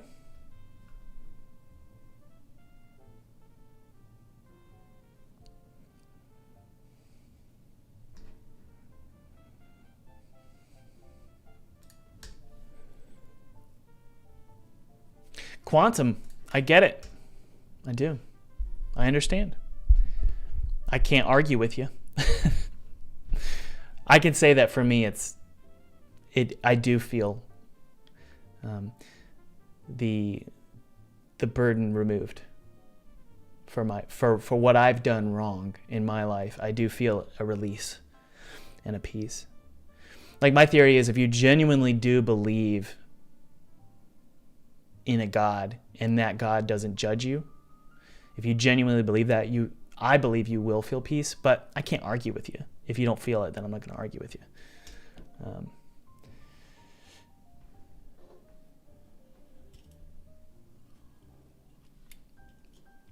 All right. So there's our awakened sound. Jeff Bull Jr. says, Thomas, do you feel like people use grace as an excuse to do bad stuff? Sure do. Paul, the inventor of Christianity, he's called the inventor. It's interesting because Jesus isn't considered the inventor. Paul is. It depends on who you ask, but Paul is the inventor of Christianity. And he says, he writes on this several times, that it absolutely can be an excuse to do wrong things. But James, Jesus' brother, says that, which this is odd, if your brother said he was God, would you believe your brother? You'd probably make fun of him. But James eventually did believe in Jesus, which is so strange. It's like very bizarre that happened. He eventually believed that Jesus was God. James says faith without works is dead. So what he means is, if you proclaim that you believe in God's grace, you will actually not abuse it. Because why would you abuse it if the presupposition to accepting that grace is believing that what you do is wrong? So it's difficult. It's an interesting conversation to have. I'm of the opinion that it will be reflected in how you live your life. Okay, enemy.awake sound. So for some reason I'm not getting, let's see here. It's not public. Awakened sound. There we go. Enemy.awakened sound. There we go. So the awakened sound will play in Unity. No, guys, this is really fun. I love talking about this stuff. And like I've said in my previous streams, I love talking about philosophy, world religions, theology. It's always really fun to me. Nothing offends me. Nothing is going to offend me. And so just have at it. Because the truth is I really do understand where most of you are coming from. The difference is, for me, I have landed on a belief set. And I think one of the things, that's really difficult specifically in America right now is it's sort of trendy and cool to not land on a belief. And this is what C.S. Lewis calls the tousle-headed poet. It's like your whole life, you're just constantly living as a poet instead of as somebody who's going to eventually land on a belief. And I think it's probably a good idea to land somewhere eventually. Otherwise, you'll go crazy. That's just my opinion. All right, here's the female scream. We're going to do it for both the female here and also the large female. Let's see if we can go to Nephilim Awake. Okay, these are all of the awake ones. Good, there we go. And let's hit apply. Sorry, I want to answer all your questions here. I know I got into a little bit of a deeper conversation, but I just want to try and get this done really quick.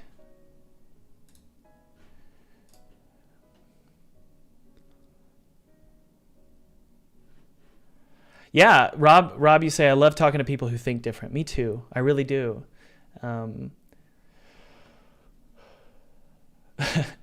Thomas, you say, I live like I'm a Christian, yet I'm not a believer. What am I exactly? Well, according to the New Testament, if you don't believe that Jesus is God, you're not a Christian. So, well, actually, that's not true.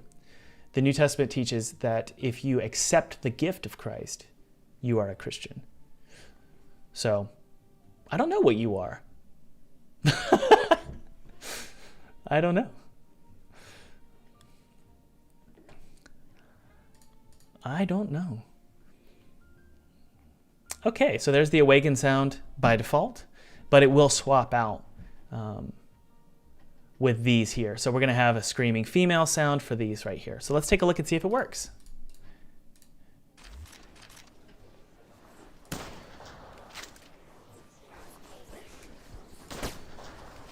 So you can't really hear them.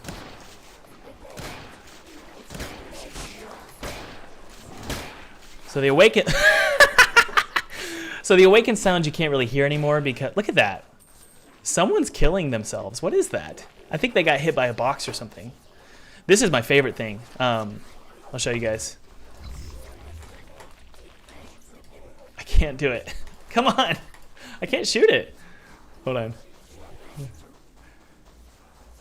Andrej says, man, I would really want someone to talk to you about faith as game devs, a Catholic and Protestant. Would you mind saying if you have a denomination? Yeah, I guess I'm Protestant, but I'm really into a lot of what the Orthodoxy says. I think this is interesting. Can we agree? Maybe we can all agree on some baselines here. Does the West need to find more, what's the word, magic? It's not really magic. Does the West need to bring in more of a ritualistic lifestyle in? Because the truth is that we're all living in ritual. The problem is those rituals are unhealthy. So a good example of ritual is you take a dump and you look at your phone and you get jealous of other people. That's a ritual. In a weird way, it might be even be a sacrament. I'm of the opinion that the West, specifically millennials and Gen Z, they could bring in rituals into their life that are healthy.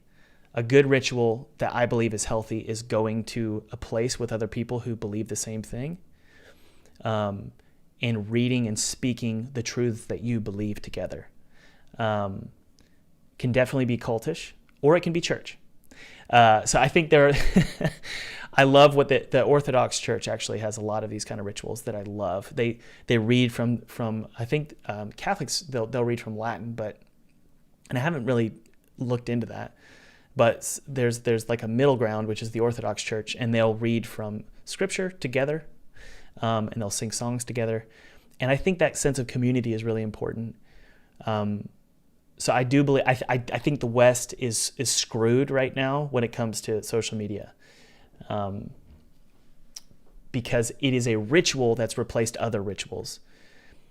So human beings are ritualistic. Whether you like it or not, we are and we're gonna be. And so the question is, which rituals do you want to replace? Yeah. Does that make sense? I'm not sure if that makes sense. Sam Bread says, Thomas, would you ever look into Islam and read the Quran? I have, and it's not for me, but I will say I'm planning on reading some more. The reason why is because here's the thing. A lot of people, this is so fun.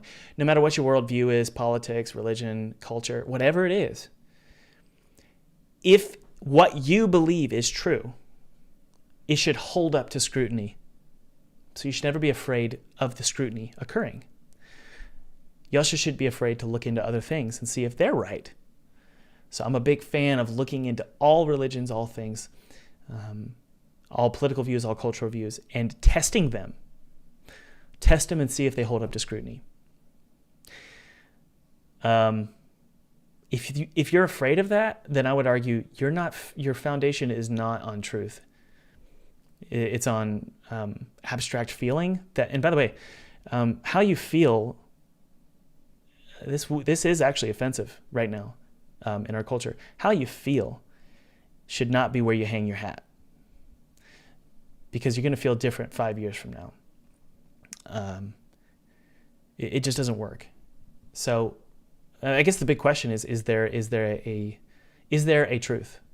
I believe there is, and our job as humans should be to seek that out. So for example, these enemies here, if you look at them, is there a truth for these enemies? Yes. Is there any abstraction to that truth? No. Everybody's founded in the same damn script. Look at this. They all have the same truth. Every single one operates from the same truth. Does this one's creator have a different name than this one's? No. There's only one. So I look at it from a game dev perspective, and I always have. It's definitely intensified in the last 3 years. Now, I understand the argument of this one might call my name different than this one, but here's the thing. I only have one name. So there is one true name and there is one true script. And I genuinely believe our job is to seek it out and to find it. And we shouldn't treat it with kid gloves. It's important. It's really important to seek that out and to land somewhere. Yeah. All right, guys. This has been fun. Really, really fun. Thanks for hanging out, guys. Game dev is God and we are all AI. No, it absolutely is. Uncle says this is simulation theory. Absolutely it is. Simulation theory was written about in the very first book of the Bible, Job. In Genesis. The very first book of the Bible that was written was Job. Genesis is the first book in the actual Torah. But my point is that simulation theory, all it says is that something outside of our dimension coded our world. In the beginning was the Word, and the Word was God, right? That's John 1:1. In the beginning was the Word. What is the Word? The architect, the coder, right? So simulation theory is not special. It's not unique. It's like, what? Something coded this world, big deal. Relative to, if I'm looking at a server, what does a server outside of my dimension look like? Heaven? I don't know. So where we're being stored is in some kind of system that's written. Our world, we are in a world that's written. It's coded. It absolutely is. And a physicist's job is to figure out what that language is and, I guess, reflect it. So I really have no problems with saying this world is coded. It's pretty obvious to me that it's coded. And I'm going to hang my hat on that, and I'm going to make my bet. I'm going to wager that is the answer. Because it's the least risky. So that's back to Pascal's wager. I Love Cats says, so why has no one ever seen God before? I Love Cats. Can I give you an argument? I would argue that you just don't believe what people say when they say they saw God. Because there's millions of accounts of people seeing God, but they're not believed, right? That's the thing is I say Google it or YouTube search it. And then you do, and you find the videos. I'm not saying you, but people do. Even me. You find videos and you go, oh, this guy looks crazy. Oh, this girl looks crazy. Nah, these aren't real. It's like, well, so how can you ever say, and same is true with like alien encounters. It's like, why haven't we ever seen an alien? And by the way, I actually have trouble believing a lot of the alien encounters, which is pretty logical, I think. But the same is true there. It's like, well, you're just choosing not to believe what you're hearing. So it doesn't come down to whether the encounters are recorded. It comes down to, is the individual credible or not? And my argument is, I'm going to believe, here's who I believe. I believe people who are really close to me. I have trouble believing people online and on the internet. So I would say the people who are close to me have experienced God. And and I have too, and I'll choose to believe that. Yeah. See you later, Ignited. Sethi, God is the ultimate game dev. Yeah. Cool. I think that's why I've always been intrigued with game dev. That's what Ignited CMS says. Me too, guys. Game dev, here's the thing. I've been doing it since I was 15. Watch this. I mean, I've done this before. Look at me. I'm God. This whole world's mine. Watch this. Here we go. You ready? Hold on. Okay, I'm about to make a revelation here. This is my scripture. You ready? There will come a day when I will rain down on the land and destroy it and create a new one. So that's Thomas chapter 1, verse 1. Okay, now the question is, am I unjust for doing that? No, it's mine. How many of you have deleted a Unity project? Are you unjust for doing that? No. So relatively speaking, it's the same for God. He can do whatever he wants. And we need to have that humility, honestly, about our world. Whatever your religion is, I mean, come on, if you believe in something bigger that created you, how dare you tell that thing what to do? I mean, I think that's just logic. But game dev, I mean, it's changed my whole opinion about things. It really has. It's been a weird experience. It's been a weird 5 years of just slowly becoming more convinced. I know I sound crazy. Maybe I sound crazy. I don't know. All right. All right, save this out, guys. If you haven't downloaded that free 2D game kit, go ahead and download that below. It's my treat to you. Whatever you want to do with it, go ahead and do it. Sell a game, make a game, sell a game with that 2D game kit. I used this game kit to make a game for PewDiePie in 14 days, and then I played it with Felix in front of his audience. Guys, I love having these conversations with you. I love philosophy. I love politics, culture. I want to talk about it all. Maybe not politics. I don't think we're allowed to do that anymore. But I do, just because it'll get heated.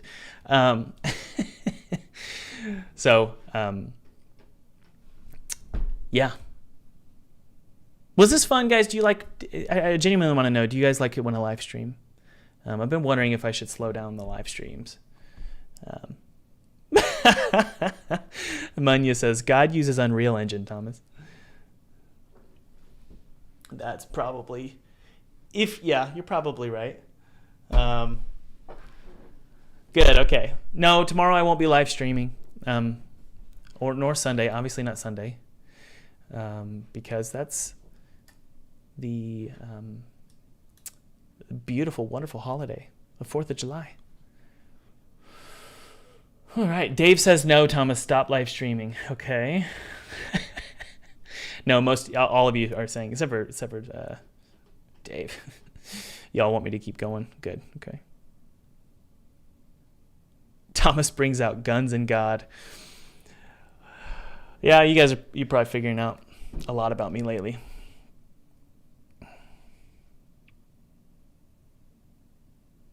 Who's calling me?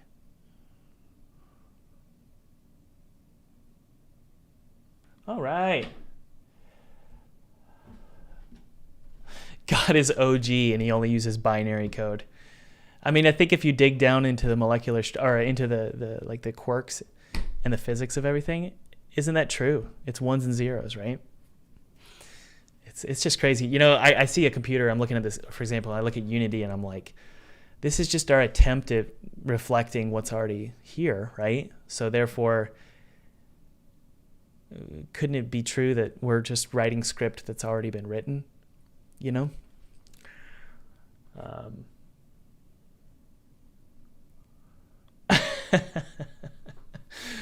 You know what's funny, Yash, is like that video isn't getting as many views as my previous videos. I think I think they are throttling that video. I don't think they like that stuff. So no, Gordon, Gordon, you missed everything, buddy. We talked about God for 30 minutes. I'm glad Gordon's not here because Gordon, you would probably be able to school me on all this stuff. Tim Hawley says, Thomas, do you believe God is in the fourth dimension? Well, we could certainly believe that. I believe he's in the infinite dimension because he is the one God. So he is infinitely bigger and greater. That's what I believe. I can't prove that. How could I prove that? So, but here's the thing. If something's in the fourth dimension, like do you guys understand what I'm saying? Like, if there is a fourth dimension and there is an entity in that dimension that owns this one, or at least owns this world, do you understand how the pride involved in telling that entity what it should and shouldn't do? That's why I've never understood the argument about like, well, if there's a God, he wouldn't do X and Y and Z. I'm like, are you kidding me? Why would you know? Why on earth would you know? It's like an ant telling me. It's like an ant telling me you shouldn't do it. You shouldn't kill my anthill, buddy. I'm like, why? He's like, you're going to kill all my friends. I'm like, dude, you're biting my daughter's leg. So I'm going to kill your anthill. It's the same sort of logic. It's like, why would an ant be able to tell me what to do? So, all right.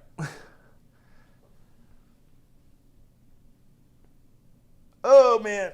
Oh, you guys, I watched The Matrix 2 nights ago. Have you seen that? I mean, obviously, most of you have, and I've seen it like 10 times. But I know a lot of you are Gen Z, and I'm not sure if you've seen it. Do I sound like an old man? Because The Matrix used to be so cool, and I'm not sure people watch it anymore. Tala5 says yes, The Matrix is epic. Null reference exception says, what about the Big Bang? The Big Bang is, I mean, come on. I mean, it's like as easy as this. Watch. In the beginning, there was nothing. And God created the heavens and the earth. Well, relatively speaking, there was a massive bang. Okay? Because my CPU did a lot just now. Okay? There was a massive restructuring of information that occurred. So the Big Bang, it has no meaning to me, no sway on my opinion about intelligent design. None at all. And I don't like that word anymore because this guy puts a bad taste in people's mouth. Let's call it coding versus not coding. Was there...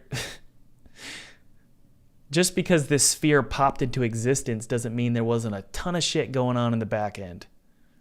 You know what I'm saying? So just because we can identify the Big Bang doesn't mean there's not a lot going on behind the scenes. I mean, there's a whole code base that Big Bang operates with. So I don't have any problem with it. I Love Cat says, I stopped believing in God because he never talked to me.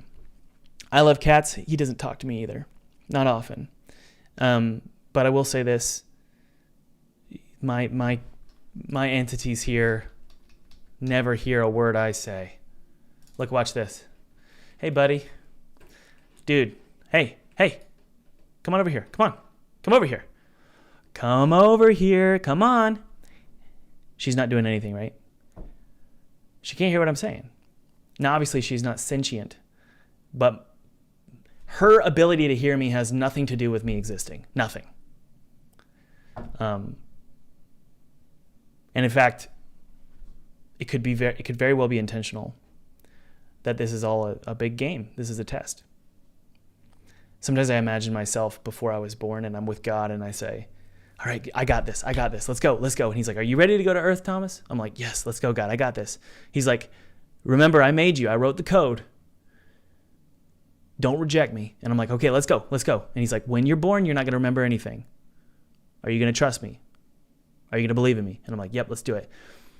You wake up and you forget it all. And the question is, the test is, when you look around you, do you see the thumbprint or do you not? And does that influence and affect how you live your life? This could all be a test. Again, I can't pinpoint why one religion's better than the other right now, but I can just pinpoint. Just because you don't hear something, just because you're not experiencing something, doesn't necessarily mean that it's not there. But I get it. It's like me saying, just because you haven't seen Rudolph doesn't mean he's not real. I get that, but my argument would be, why is it that human beings have this just, at the very least, tug of war? The majority. Through the majority of human history, we have had a tug of war about this. What is it? Well, so I guess a lot of people would say it's just power structures and people want to dominate other people, so they use God as an excuse. That's true, but it's also not. I would say majority of humans just they have it by default. They have that struggle by default. Is there something else? What is this thing? What is this thing? The question is, why do we feel that way?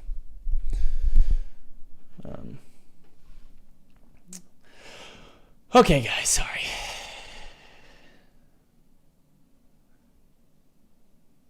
The seed backer. I am not a Mormon. I'm not any kind of Christian. I don't know. Timescale equals 0. All right.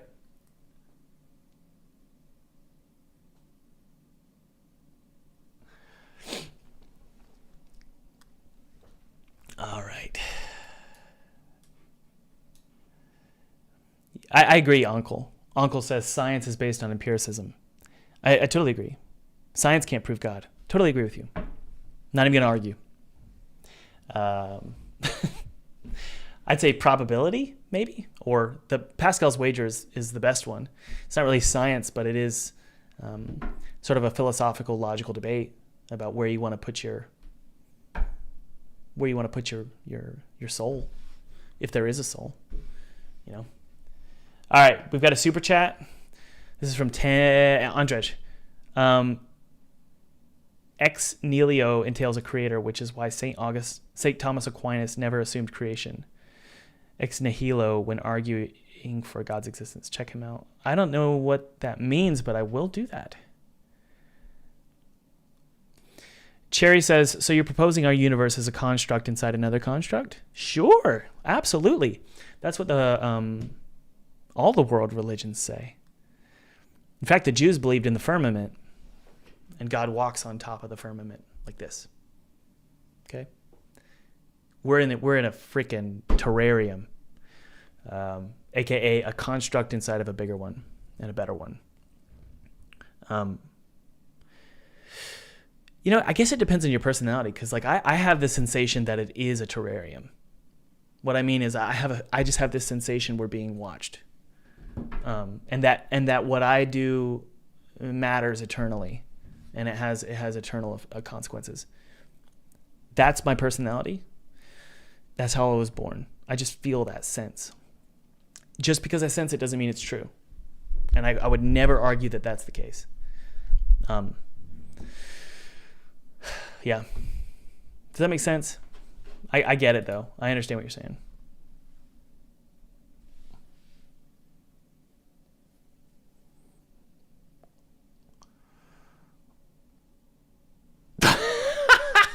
Okay, things are getting out of control. Do you think Mark... I can't even say these words because it's going to... YouTube does not like this stuff. Do you think Mark Z is a Lizard?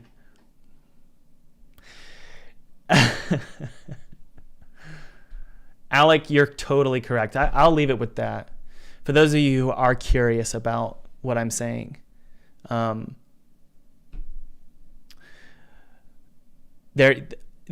was annoyed by this YouTube channel because it sounds like one of those annoying Christian YouTube channels. It's called The Bible Project, and they do a really good job breaking down these concepts. And they use really beautiful animations. So yeah, sure, I would totally recommend it.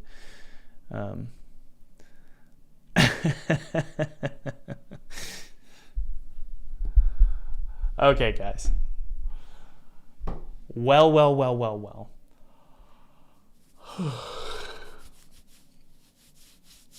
Sorry, the chat is so funny today. We're having a blast. Lemon says questions are not answers. Correct. They are not. Oh yeah, B-Man says, Thomas, any tips for making retro graphics like this? Yeah, let's go through a few. First off, select any texture. It doesn't matter what the texture is. Okay, this is what it looks like by default. I'll show it to you. With a trilinear or let's do bilinear filter mode. Hit apply. So this is what it looks like. Whoops. That's the normal map. We can go to the same with the normal map here.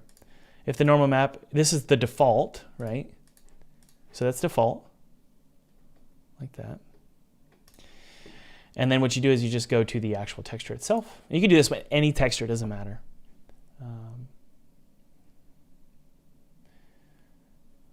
And you just go down to 64, point no filter, hit apply. So that's crispy. That's a little too crispy. Hit apply again. There we go. Probably need to go a little bit higher. No, that's good actually. I'm okay with that. And then this one, same thing. Well, with the normal map, yeah. Wait, what's going on?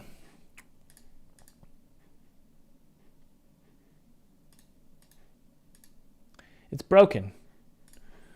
Let's see. There it is. Okay. And then same is true with the normal maps. Point no filter and then a max size of like 128. You get that crispy look, see? I do that with all my textures, no matter what they are. You know, they could be the highest res textures. You just crispify them. That's the word. It's actually in the dictionary, crispify.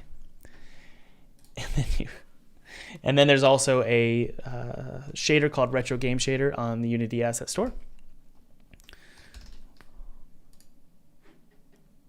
And it's right here. Okay, I'll show it to you.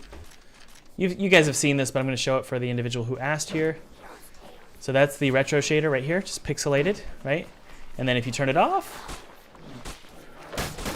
whoa. It's a little smoother now. I know a lot of you like it this way. I might consider going back to it.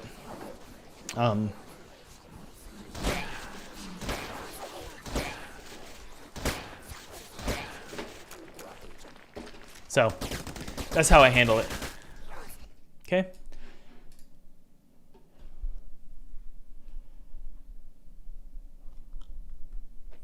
Yeah, but I do want to say, guys, you know, regardless of what kind of conversations we have on here, I just want to thank all of you for being civil and talking kindly with each other. We've got people from all different ways of life right now, and I love it. It doesn't matter what you believe. Let's all be kind, love one another, and let's make games, okay? I love that. All right, guys, feel free to download that 2D game kit below. I'll send you a bunch of resources, including the game kit. It'll be drips of content. I will also send you when my tools are on sale, like my online course or the 3D game kit or any games I have. So you will get sale events. You'll get notified of those as well. But you're going to get a ton of tools, including that 2D game kit. So feel free to subscribe below. That would really mean a lot to me. And I want to help you guys out as much as I can. I'll talk to you guys later. Isaac. I'll end with this. Isaac says, yeah, Thomas, this is because this isn't Twitter. Thank God. I totally agree. I totally agree.